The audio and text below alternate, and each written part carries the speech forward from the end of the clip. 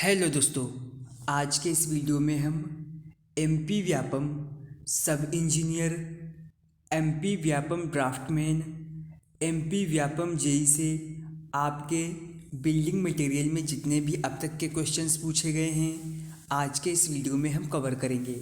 तो प्लीज़ आप लोग वीडियो को पूरा देखिएगा। अगर आप हमारे चैनल पर नए हैं तो चैनल को सब्सक्राइब करिएगा।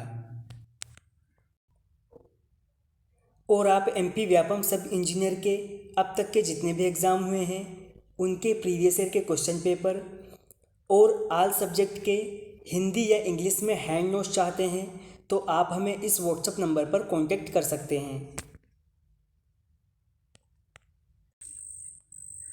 और ये क्वेश्चंस आपके आने वाले सभी एग्ज़ाम्स के लिए इम्पोर्टेंट हैं। तो आपका पहला क्वेश्चन है बिल्डिंग स्टोन से crushing strength of stone is, यानी पत्थर की जो संदलन सामर्थ्य होती है वो कितनी होती है। ये क्वेश्चन काफ़ी एग्जाम में रिपीट हुआ है। ऑप्शंस आपको दे रखे हैं 50 मेगापास्कल, 200 मेगापास्कल, 150 मेगापास्कल या फिर 100 मेगापास्कल। तो आपका जो स्टोन होता है उसकी क्रशिंग स्ट्रेंथ होती है 100 मेगापास्कल। ऑप्शन डी आपका सही रहेगा। और अगर बात की जाए स्टोन की स्पेसिफिक ग्रेविटी की तो वो होती है 2.6। अगला क्वेश्चन पूछा गया था आपका ब्रिक्स से, what should be the weight of the standard brick, यानी आपकी जो मानक ईंट होती है उसका भार कितना होना चाहिए। यहाँ पर आप देख सकते हैं कि आपके बिल्डिंग मटेरियल में जो ब्रिक टॉपिक है उससे किस किस टाइप के क्वेश्चन पूछे जा सकते हैं। अगर हम बात करें जो आपकी फर्स्ट क्लास की ब्रिक होती है उसका भार 2.75 से लेकर 3 किलोग्राम तक होता है। ऑप्शन सी आपका सही रहेगा, 3 kg। और काफ़ी बार एग्जाम में पूछा गया है कि ईंट की संपीड़न सामर्थ्य यानी कंप्रेसिव स्ट्रेंथ किस से कम नहीं होनी चाहिए। तो ईंट की जो कंप्रेसिव स्ट्रेंथ होती है वो 105 किलोग्राम सेंटीमीटर स्क्वायर से कम नहीं होनी चाहिए।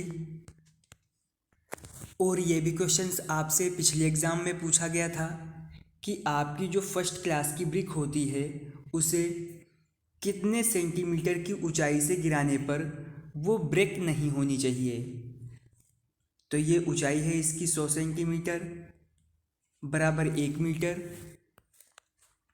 फिर आपको अगला पॉइंट दिया है, ये भी आपका बहुत ही इम्पोर्टेंट क्वेश्चन है कि आपकी जो फर्स्ट क्लास की ब्रिक होती है उसे 24 घंटे तक पानी में डुबाए रखने पर वो जो उसका खुद का भार होता है उसके कितने परसेंट से अधिक पानी नहीं सोखनी चाहिए।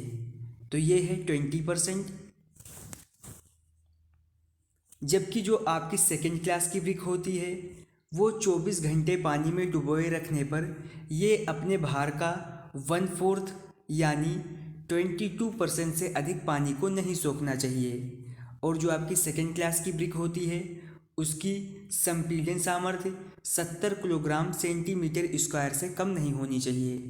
ये सभी पॉइंट जो हैं आपके एग्ज़ाम के पॉइंट ऑफ व्यू से बहुत ही इम्पोर्टेंट हैं। अगला क्वेश्चन है आपका सीमेंट से, the specific gravity of commonly available ordinary Portland cement is, आपकी जो सामान्यतः उपलब्ध साधारण पोर्टलैंड सीमेंट होती है उसका विशिष्ट घनत्व कितना होता है। तो इसका विशिष्ट घनत्व होता है 3.15। ऑप्शन ए आपका सही रहेगा। अब यहाँ पर हम देखेंगे कि आपके सीमेंट टॉपिक से कौन कौन से कॉमन क्वेश्चंस निकल कर आते हैं। निर्माण क्षेत्र यानी कंस्ट्रक्शन एरिया में साधारण पोर्टलैंड सीमेंट का यूज सबसे ज़्यादा मात्रा में होता है और इस सीमेंट का प्रारंभिक जमाव काल यानी इनिशियल सेटिंग टाइम 30 मिनट और अंतिम जमाव काल यानी फाइनल सेटिंग टाइम जो होता है वो 10 घंटे होता है। ये आपसे क्वेश्चन में पूछा गया था सीमेंट का विशिष्ट घनत्व कितना होता है, और इस सीमेंट को जलाने पर इसके कुल भार के 4% से अधिक हानि नहीं होनी चाहिए। लगभग 65% चूना पत्थर यानी लाइमस्टोन, 35% क्ले, मृत्तिका को मिलाकर 1700 डिग्री सेल्सियस पर पकाकर तथा महीन पीसकर साधारण पोर्टलैंड सीमेंट को तैयार किया जाता है। ये भी आपका मोस्ट इम्पोर्टेंट क्वेश्चन है। विकट अपार्टस इज यूज्ड फॉर। विकट उपकरण किसके लिए यूज किया जाता है? कंप्रेसिव स्ट्रेंथ को जानने के लिए, कंसिस्टेंसी के लिए, साउंडनेस के लिए या फिर फाइननेस के लिए। तो आपका जो विकट उपकरण होता है इसका यूज किया जाता है कंसिस्टेंसी टेस्ट के लिए। ऑप्शन बी आपका सही रहेगा। और यहाँ पर इसके बारे में कुछ पॉइंट और डिस्कस कर रखे हैं। विकट उपकरण का प्रयोग सीमेंट का गाढ़ापन यानी कंसिस्टेंसी तथा जमाव काल को ज्ञात करने के लिए किया जाता है।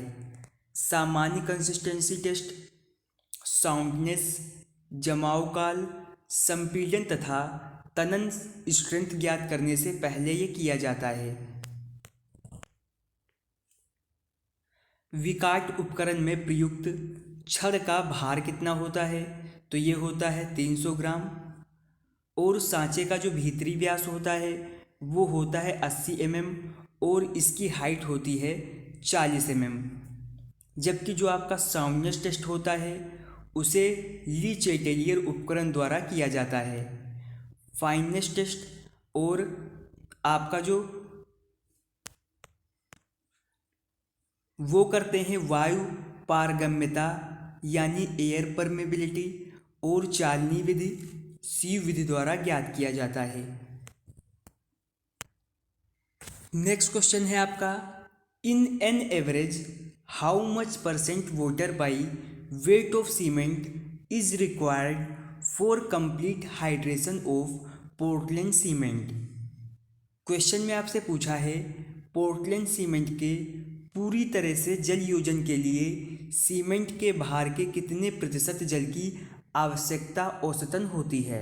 ऑप्शंस आपको दे रखे हैं 73%, 31%, 23% या फिर 57%। ऑप्शन सी आपका सही रहेगा। अब यहाँ पर कुछ पॉइंट और हम कवर करेंगे। सीमेंट में पानी मिलाने पर इसमें कौन सी क्रिया होती है? तो ये होती है रासायनिक, जिसे सीमेंट का जल योजन यानी हाइड्रेशन कहा जाता है। सीमेंट में बंधक गुण व सामर्थ्य इसी जल योजन क्रिया के फलस्वरूप उत्पन्न होती है। हाइड्रेशन प्रोसेस के दौरान प्रति ग्राम सीमेंट से 120 कैलोरी ऊष्मा निकलती है। ये आपसे क्वेश्चन में पूछा है सीमेंट की पूर्ण जलयोजन क्रिया के लिए 20 से लेकर 30% पानी की आवश्यकता होती है, और जो आपकी साधारण कंक्रीट होती है उसके लिए जल सीमेंट अनुपात यानी वाटर सीमेंट रेशियो 0.4 रखा जाता है। अगला क्वेश्चन है आपका, white lead in paint is used as. Paint में जो सफ़ेदा होता है के रूप में प्रयुक्त किया जाता है। एज ए बेस के रूप में, थिनर के रूप में, कैरियर के रूप में या फिर पिगमेंट के रूप में। तो पेंट में जो वाइट लेड होता है वो as a base material use किया जाता है। ऑप्शन ए आपका सही रहेगा। और जो ये बेस होता है ये पेंट का मूल एवं मुख्य घटक होता है। ये धातुओं का ऑक्साइड होता है जिसे महीन पीसकर पेंट में पदार्थ के रूप में प्रयोग किया जाता है। ये सतह पर एक अपारदर्शी झिल्ली बनाता है। White lead, red lead, zinc oxide, iron oxide, aluminium powder इत्यादि पेंट में आधार पदार्थ के रूप में प्रयोग किए जाते हैं।